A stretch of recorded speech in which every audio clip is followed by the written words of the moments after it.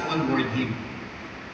I was excited yet nervous kasi he has this reputation na straight to the point. Ayaw niyang no-waste ang time niya.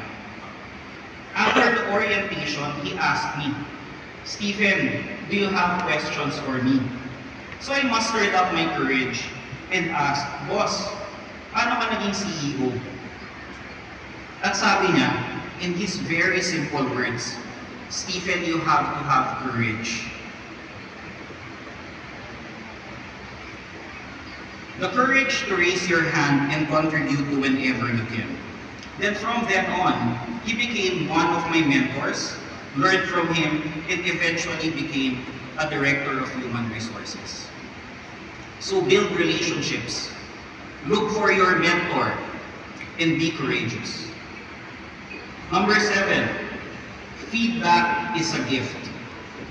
In life, you won't always hear what you want to hear, but you'll often hear what you need to. Some words will lift you up, others masasaktan ka.